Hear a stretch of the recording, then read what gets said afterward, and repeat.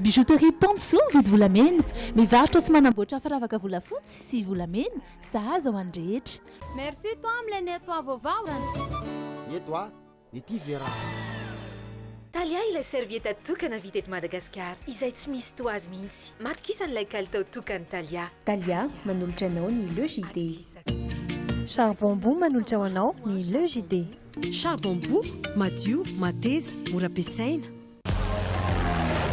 Mitsidika ireo toerana maro eto Madagasikara ato anaty Le JD miaraka amin'ny Tsaradia. Tsaradia, nosy iray, tsika iray. Ianao koa, arovo ny fanananao. Manaova fiantohana aitrano. Aro, miaina sy miara, mandry ivony vato. Ho tsara sy ianankalalana ianao miaraka amin'ny savony manitra Orchard. Orchard manolotra anao ny Le JD. Orchard, liberté et fraîcheur. Vidiny arivo ariary. Ikarepoka. Ankafiziny cheese balls miaraka amin'ny Le JD. Afa mihitsy ny fety miaraka amin'ny cheese balls.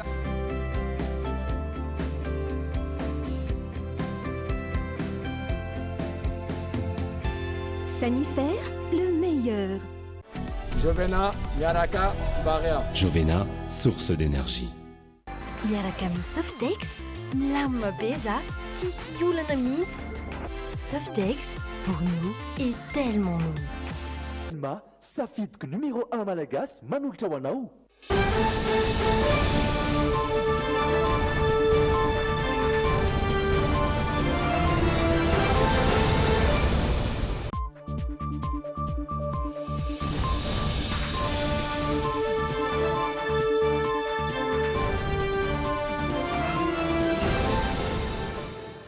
Miara-batomboko tonga soa atao anatin'ny fotoanany fampalalam-bavao amin'izao alatsinainy fahavalon'ny volana jolay izao, alatsinainy voalohan'ny herinandro ihany koa ireto ny lohatentsika.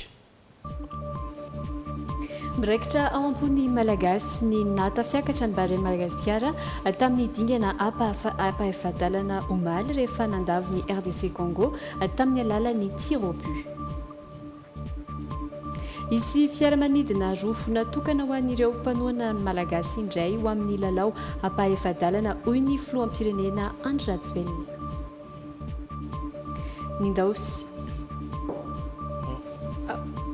Nindaosy ny fahafatesana tampoka omaly ny solombamoaka ny Madagasikara teo aloha John Nelita.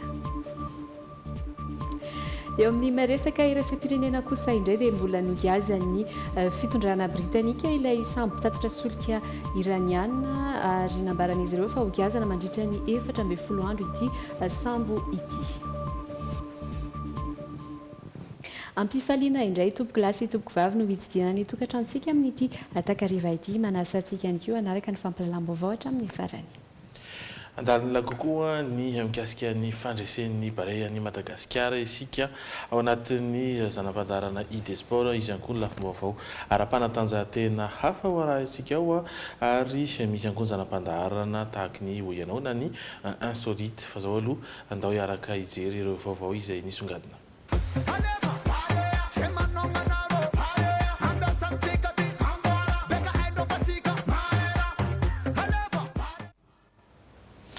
Tantara tsy maty ao am-pony malagasy ny nata fiakatra ny barean'ny Madagasikara tamin'ny dingana ampaefandalana omaly rehefa avy nandavo ny RD Congo tamin'ny alalan'izay tir au but izay.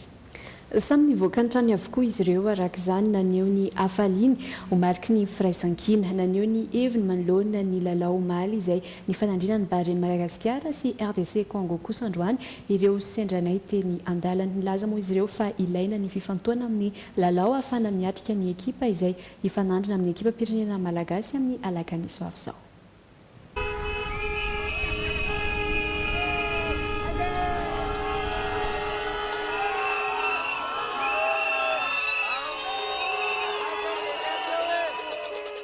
Orakoraka sy kikiky izay no nanehoany ny ankamaroany malagasy ny afaliany omaly no ny fiakaran'ny ekipa pirenena malagasy amin'ny dingana ampaefandalana amin'ny lalao fiadiana ny amboarany Afrika. Nivoaka ny tranony avy izy ireo omaly tao ireny tondra sarom-bilany nandihy nanofanofa saina ary nitsoka anjomara teny andalana rehetra teny.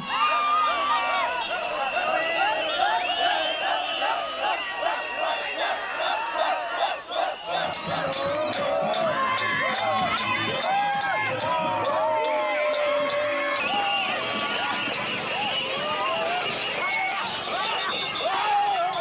ny malagasy ny fandresena omaly hita taratra teny amin'ny rehetra teny ny firaisan-kina sy fiombonam-pony ny tsirairay. Tsy teto tanindrazana irery ihany fa na ireo malagasy any ivelany ihany koa aza dia naneho izay hafaliam-pony izay.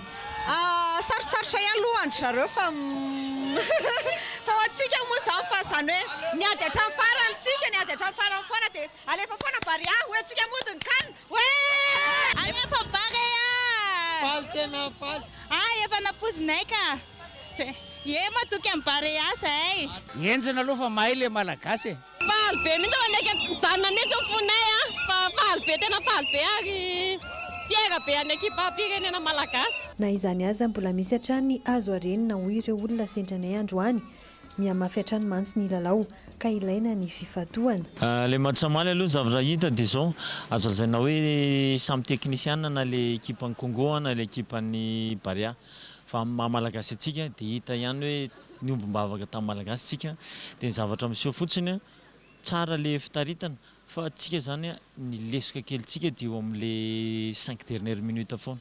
Voalohany aloha zany eo amin'le tsy fahaizana mijerer an'le vovokaina. Tsika zany mandeha mafy be hatramin'ny voalohany fa tokony izy fotoantsika hoe eto mandeha mafy eto mandeha mora eto mandeha mafy zany eo amin'le gestion du force fotsiny zany. Ny rarantsika zany le défenseur zany no somary lesaka kely mila tsany hoe voraka ve sa hoe mila amboarina kely dia efa mahay efa mivoatra be le gasika. Efa za mahita hoe amin'ny voalohany tsika ohatrany matanjaka be dia avy eo miova kely le tanjakatsika amin'le farany tsika amin'le match be dia be mifanesisesy be dia vizaka zareo. Raha ny eritreritako aloha tsy dia ho tafiaraka fa za mahita manao demi-finale aloha gasy fa eo mbola tsy fantako eo amin'ny demi-finale eo fa tsika bare hatramin'ny farany. Mila tena efa manomboka miakatrakatra le niveau zao dia tokony mbo manomana tsara zany. Raha ny tsaratsara aloha Tunisia ny anaova zay le Ghana fa le Ghana tohatran'ny ndraikinjanay. Ny eritseritra hoe le Ghana no tsara mifandona amintsika satria raha ny mpilalao any Ghana zany tovitontsika malagasy raha ny filalao dia mino fa manana palmarès tsika rehefa Ghana mifandona antsika nefa na izany koa raha manana ambony koa tsika moral raha i Tunisia satria ny antony efa mivoatra tsika ary efa nahita lalao maro amin'ny afrikana. Izay mandresy amin'ny Tunisia sy Ghana hariva no ifandona amin'ny Bahreïn ny Madagasikara amin'ny alakamisy ho avy izao. Hatreto aloha manam-ponona ny malagasy fa ho tafiakatra hatrany ny ekipa Bahreïn ny Madagasikara.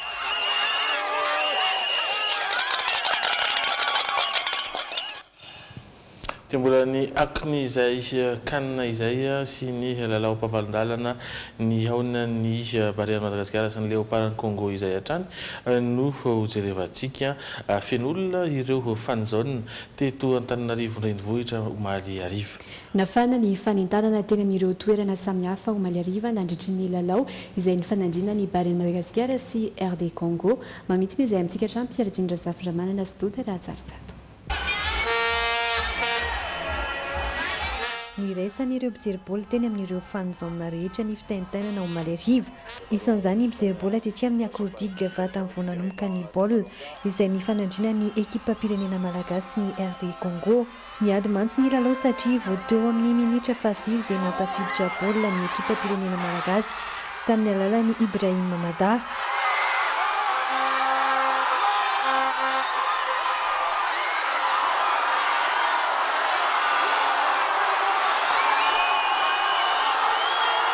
Taoriana kely nefa adzala ny baolina teo amin'ny rotonta niezaka nakahiry alavitra ireo mpilalao ny mpijery.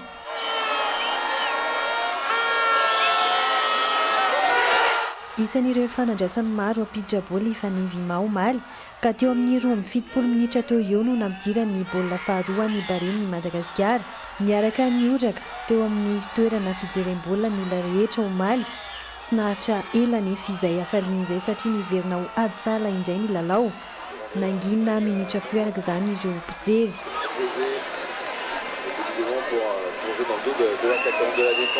Voatery minitra tamin'ny tir au but ny Bahreïn ny Madagasikara sy ny RD Congo rehefa nijanona ho azy sahala nandritra ny fanalavam-potoana teo vao tsy tafapetraka ny rehetra misy tamin'izy ireo no tsy dia hijery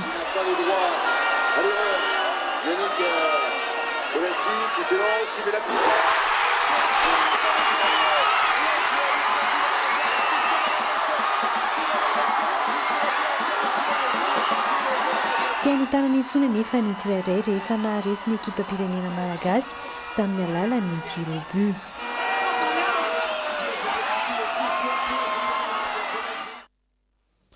fanirina ny hitohizany izay hafaliana izay sy izay fientanam-pony tsirairay izay satria dia mialaka misy zao no isy indray ny lalao manam-pahefadalana izay hiaona ny Barea Madagasikara amin'izay mpandresy eo amin'ny lalao ifanandrina ny Ghana na sy Tunisie moa izany raha amin'ireo ekipa ireo no hiaona amin'ny Madagasikara amin'ny lalao am-pahefadalana amin'ny alakamisy izao. Noho izany fiaramanidina roa no kasaina hitondra ireo malagasy mpity baolina kitra ho an'ny ekipa indray amin'izay alakamisy izay. Isan'ny songadiny io nandritra ny resaka izay ny fanaovan'ny Flo Andry Rajoelina tamin'ny mpanao gazety vahiny anomboka tsy ho ela eny amin'ny birao ny Air Madagasikara analakely ny fisoratana anarana hoy ny tompona andraikitra. Ho amafisina kosa nefa fa tsy miova ny fepetra takina amin'ireo ho an'ny Egipta nohana ny Barea amin'ny lalao am-pahefadalana. Mpanohana voalohany Barea Madagasikara ny Flo Andry Rajoelina ny tenany mihitsy no nitarika ny délégationna malagasy nankany Egypte nijery mivantana ny lalao ampavalon-dalana nandraisany ekipa Tsikanjara. Nodiventiny ny rano latsakaina ka isan'ireo ekipa hiatrika ny dingan'ny ampahefadalana ny Barea Madagasikara amin'ny lalao iadina ny tompon-dakany Afrika 2022. Fahombiazana izay vokatry ny ezaka mafy nataon'ny ekipa-pirenena malagasy eo amin'ny taranja baolina kitra. Ankoatra ny traikefa azon'izy ireo tamin'ny klioba namolavola ireo mpilalao tsirairay avy. Fa teo ihany koa andanin'izay ny fanampiana maro samihafa avy amin'ny fanjakana ny fandimby ka nampiakatra ny herintsika ny mpilalao efa nanomboka ny taona 2022. Ary indrindra tsy adinoina ny toana avy amintsika mpijery izay lasa aingavao mitondra hery ho an'izy 13 mirahalahy sy Nicolas Dupuis Panazatra mandravitra ny Barea Madagasikara. Mitondra avo dia avo ny faneva-pirenena nitondra ny anaran'ny Madagasikara tonga amin'izao quart de finale amin'ny kanina izao ka tehaka mabeo any Barea. Zao sambantsika nandritra an'izay pitsipy amin'ny 20 taona izay no niakatra amin'izao kanina izao zava-dehibe zany ho an'ny tantaran'ny firenena. Fa mbola tsy hijanona treo tsika fa mbola mino matoka fa tsy maintsy mbola hiakatra ary andresatra any ny Barea.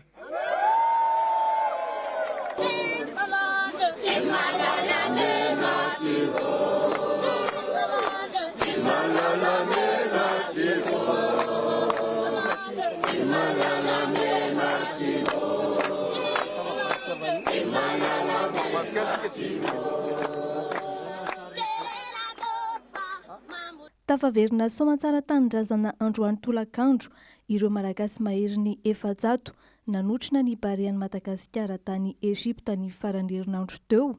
Ho an'ireo maniry ny hijery ny lalao ampahefadalana amin'ny alakamisy izao kosa fantatra fa hisy indray ny sidina manokana izana izany. Et nous avons encore affrété peut-être même 2 avions pour transporter nos supporters. Anomboka tsy ho ela ny fisoratana anarana ho an'i Egypta ho an'ireo malagasy mikasa ny andeha. Eny amin'ny birao ny Air Madagasikara analakely no anaovana izany ary tsy miova ny fepetra takina raha ny fampitam-baovao avy amin'ny tompona andraikitra.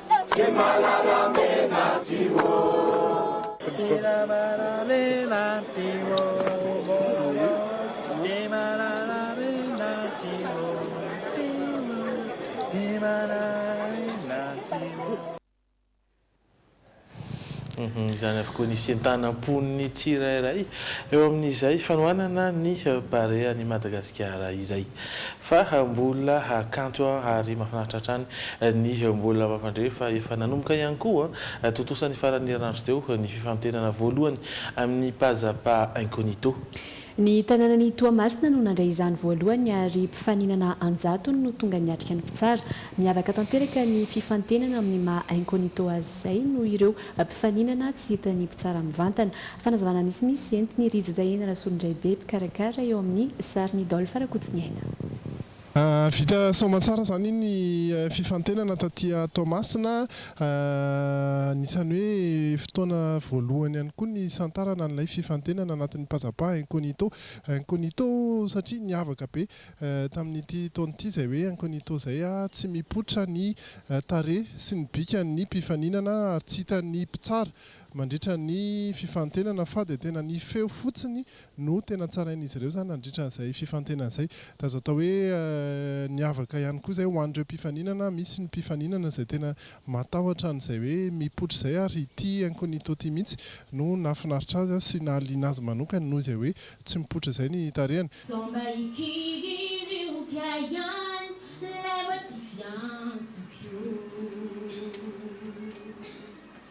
Leceni zaina, nianjo na raina, zacha magitana. Misy ihany ny fandaharana ho hitantsika ihany ny fandaharana amin'ny televiziona ahitana ny fizotran'ny fifantenana taty Toamasina izay ho tenenanareo hoe ny fotoana rehefa tonga izay ary amin'ny volana aogositra ano any fa nisan'ny hoe tanàna manaraka andehanana indray zany ao aorian'ny Toamasina dia ny any Mahajanga efa tsara miomana ihany koa eo amin'ny fisoratana anarana hatramin'ny zoma zao ny fisoratana anarana na nareo zany tonga eny amin'ny Brownie Dreaming Majanga na ianareo manao ny fisoratana anarana amin'ny alalan'ny internet. Raha ohatra ka amin'ny alalan'ny internet dia nareo ihany no manoratra anaranao ny daty naterahana telefona dia misy ny fichier izay alaina izany hoe téléchargena dia avy eo imprimenareo fenona asiana sary dia hoentina amin'ny casting. Ny casting dia amin'ny sabotsy izao sabotsy fahenina volana telo ambin'ny folo ny volana jolay azafady eny amin'ny Holidays Hotel no atao izay casting izay ho anareo any Mahajanga dia fa miandry indray zany an'ireo manampeo rehetra mety hoe matahotra ny seho manoloana ny mpitsara raha tsy natahotra ihany koa fa nefa manampeo manana zavatra hoentina ao anatin'izay fanehoana talenta izay dia misoratana anarana azatara hatramin'ny zoma ny fisoratana anarana zany ho anareo any Mahajanga. Torohevitra zay hoe azo ampitovina amin'ny artista ilay feo nefa zao zany feo ohatra mahainan'ilay hoe tovitovy amin'ny feon'ilay izay ny amin'iny tenaina fa hanazava tamintsika ihany koa ny fizotrany dia lalao sy ny fitsipika amin'izay pazapa incognito izay. Aorian'ny dokam-barotra isika dia mbola naraka hatrany ireo vaovao maro samihafa kondeha isetikely ary mihoana rehefa avy eo.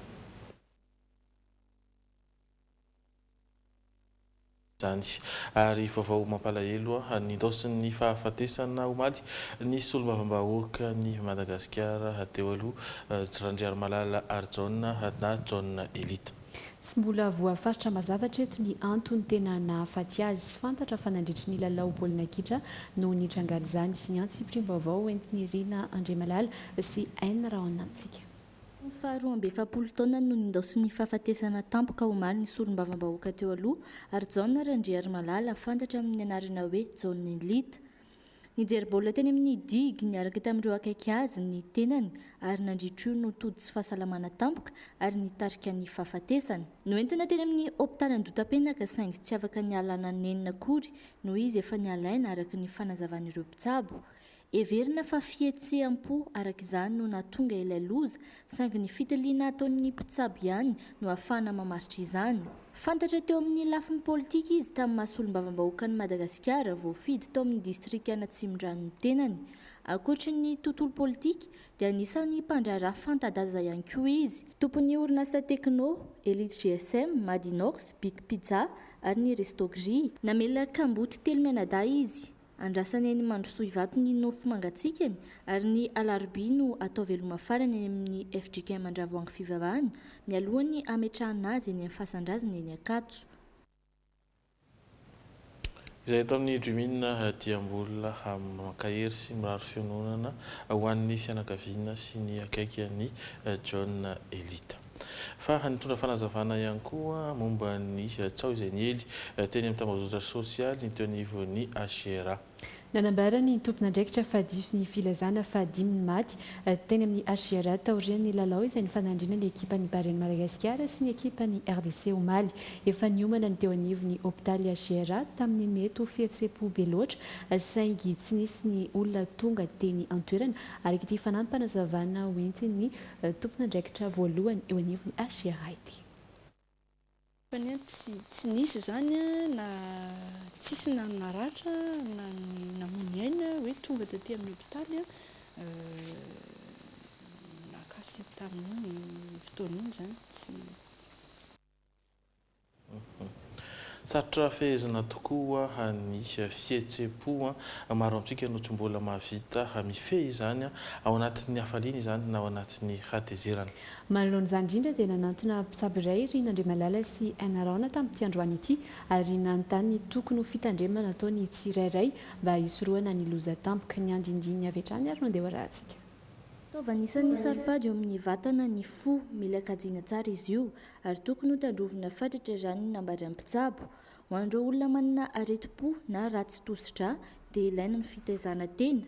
Mila fehezina amin'ny fihetseham-po, mety hiteraka fahateren'ny lalan-drà ny tsy fahaizana amin'ny fehizany raha ny fanazavana. Ny émotion zany mety mampiakatra ny tensionnao avy hatrany satria izay émotion izay misy hormone avoaka amin'ny vatana. Dia izay hormone izay maniry ny lalan-drà dia manjary miakatra ho azy tery izany ny lalan-drànao dia miakatra ho azy automatika ilay ino zany ilay tosi-drànao. Vokatray zany tsika izay olona manana areti-po na misy tension dia tokony hitandrina ihany. Anisan'ny fomba fisehon'ny areti-po ny fahaseporany, ny hatsembohany, ny fandoavana ary mety hatramin'ny tahotra. Mila manaraka fitsaboana sy torohevitra mitsabo ny olona manana olana eo amin'ny fo sy ny tosi-drà, tsy misy ny sakafo voatokana. Namafisin'ny ity mpitsabo ity fa samy manana ny toe-batany ny tsirairay, antony tsy isian'ny torohevitra iombonana. Ho an'ny olona efa mihinana fanafody dia ny dikan'izay zany tokony mihinana amin'ny fanafodinao amin'ny ara-dalàna ianao. Raha ohatra ianao marary fo ianao zany dia tokony mihinana amin'ny fanafody tokony hohaninao. Na ohatra koa ianao misy tension amin'ny fotoana misy émotion ohatr'ireny zany dia tokony tohizanao tsara amin'ny fihinanana amin'ny fanafodinao. Mahavoantsika mantsy matetika dia hoe misy manao an'ilay hoe za tsy maninona dia tsy hohanina amin'ny fanafody. Na koa tsika misy hoe milamina be ilay tension ko ato aoka koa tsy hinam-panafody fa sitrana zany tsy izay anefa ilay izy.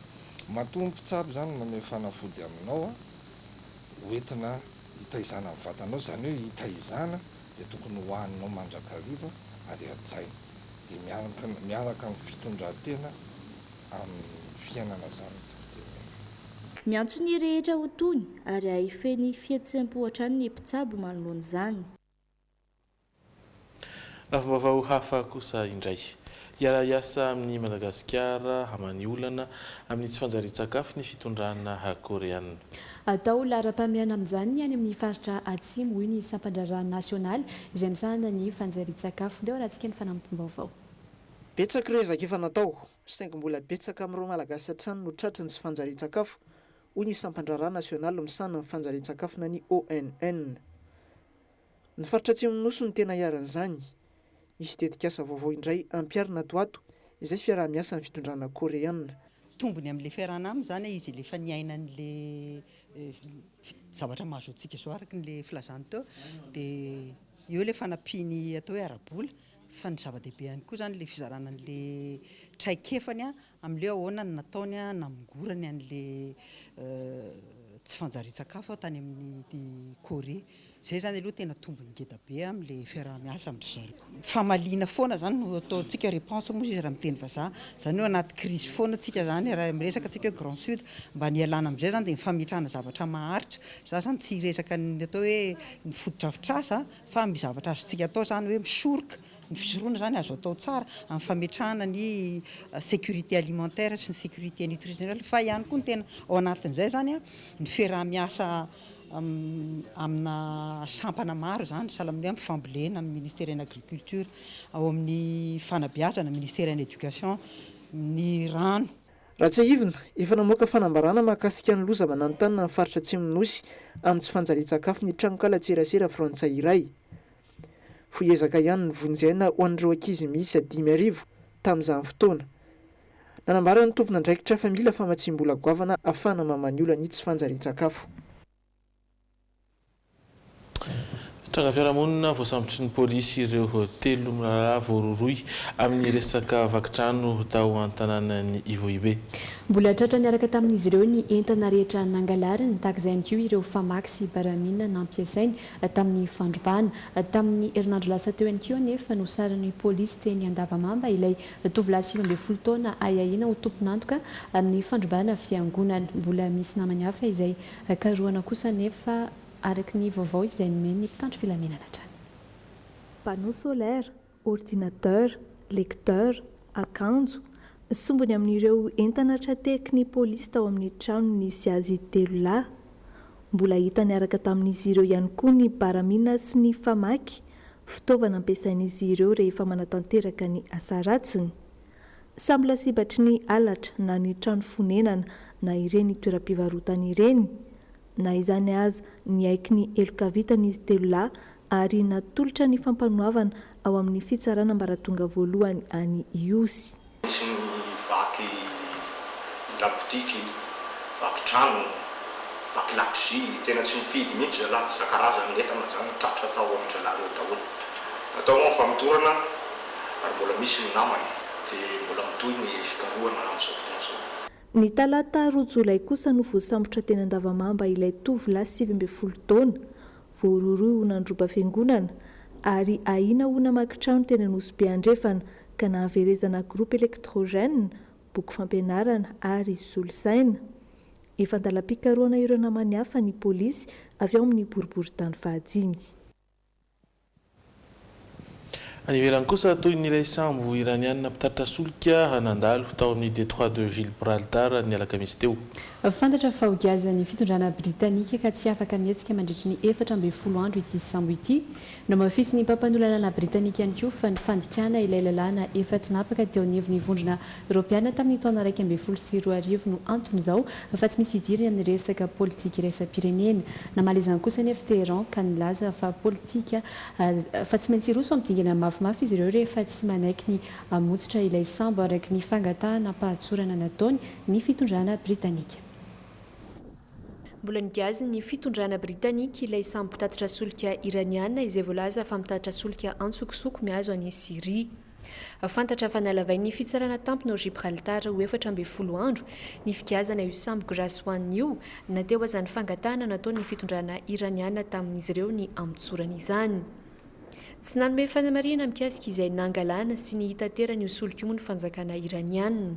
Ratsahivina dia ny alakamisy teo no nanatanteraka fisavana sy fanaramaso an'ilay sambo mpitatitra solika iraniana nandalo tao amin'ny détroit de Gibraltar ny miaramilan-dranomasina Britanika. Androany namafy ireto farany fa fanapahan-kevitra maleo teny ary tsy nisy tsindrina fangatahana politika avy amin'ny mpitondra hafa no nandraisan'izy ireo ireny fepetra ireny. Namafisy ny mpampanololana Britanika ihany koa fa ny fandikana ilay lalàna efa tinapaka teo anivon'ny vondrona Europeana tamin'ny taona 2024 no antony izao fa tsy misy idirany amin'ny resaka politika iraisam-pirenena. No io dia tsy mahazo mihetsika hatramin'ny 15 Jolay izao ity sambo mpitatitra solika iraniana ity. Tsy toy izay kosa nefa no andraisan'ny Teheran io fanapahan-kevitra io. Nilaza ny ministra iraniana androany fa mitovy tsy misy valaka amin'ny politika ratsy fanaon'ny Etazonia izany. Ankoatra io nambaran'ny tompona andraikitra ambony iraniana iray izay misahana ny fifandraisana politika fa tsy maintsy roso amin'ny dingana mafimafy izy ireo rehefa tsy manaiky ny amotsitra ilay sambo araky ny fangatahana pahatsorana nataony ny fitondrana Britanika. Ahina araka izany ny fihitaran'ny toetra rà. Fantatra mantsy fa nifandray taroby ny filoha Amerikana sy ny praiminisitra Britanika ny sabotsy lasa teo ka voaresaka nandritra izany ny fampiaran'ireo sazy amin'ny Teheran. fa nitrangana fanafiana namoizana ain'olo indray tao Afghanistan omaly raha nitatitra ireo manam-pahefana dia mpanao viveriny ainy iray no nanapoka tena tao anatina fiaran'izy bomba nanao fanambarana ho tompon'antoka tamin'io fanafiana izay navatesan'olona 12 ary nandratra olona 100 no mahery moa ry zareo taliban. Mpanao viveriny ainy iray no nanapoka tena tanatina fiaran'izy bomba omaly alahady teto Ghazni aty atsinanany Afghanistan. Nokendren'izy ireo tamin'ity fanafiana ity ny sambapitsokilovana eto an-toerana raha nitatitry ny gouvernora ny Ghazni Aref Nouri. Raha ny antotanisa avy amin'ny ministerany fahasalamana eto Afghanistan dia misy 12 ireo namony ainy ary 50 naratra izay ankiziny ankamaroany satria nifanila tamina sekoly iray ilay fiaranipoaka. Nanao fanambarana tao amin'ny WhatsApp ho tompon'antoka ary nanao io fanafiana nahafatesan'olona maro io moa ry zareo taliban. Nanameloko izany avy hatrany ny iraky ny firenena mikambana misahana ny fanampiana ny Afghanistan amin'izao fotoana. Manodidina ny 20 eo moa ireo ankizy voaterina hiditra hopitaly ho ity fikambanana tsy miankina iray ity. Raha tsy ahivina, vao tamin'ny herin'ny androany nisy fipoahana fiara voafandrika toy izao tao Kaboul ka nandratra mpianatra 50 mahery. Teo ihany koa ilay fidirana ankeriny nataon'ireo vatan-dehilahy nirongo fitaovam-piadiana teo anivon'ny ministerany fiarovam-pirenena izay mbola nataon'ireo taliban ihany. Marina fa misy fivoriana iarahan'ireo mpioko eto Afghanistan sy ny solitena ny fitondrana Amerikana ao Qatar amin'izao fotoana. Fiaraha-midinika fahafito izay kendrena amoahana fifanarahana iraisana mikasika ny fialahan'ireo miaramila Amerikana ao Afghanistan.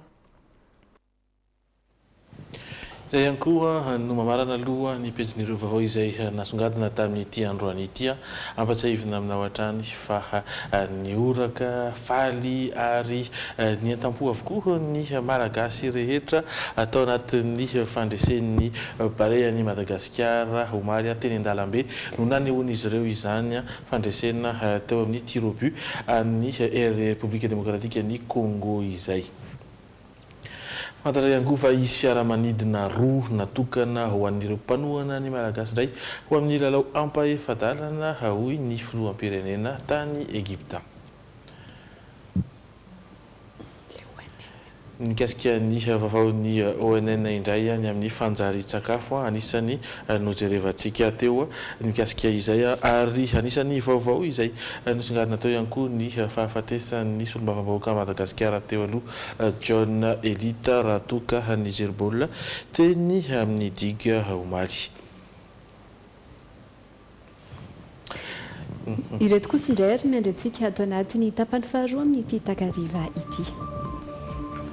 Dia mbola ny fandresen'ny baren'i Madagasikara omaly no isongadina ato anatin'ny idesport amin'ity takariva ity. Iza no renivohitry Egypta izay no fanontaniana napetraka tato anatin'ny oyanao androany. Fiadiana izay ho tompon-daka maneran-tany amin'ny famolosana volon'ondry izay kosa no hafakely entina amintsika. Aza misaraka aminay ary fanaraka dokam-barotra isika dia anaraka ireny vaovao ireny.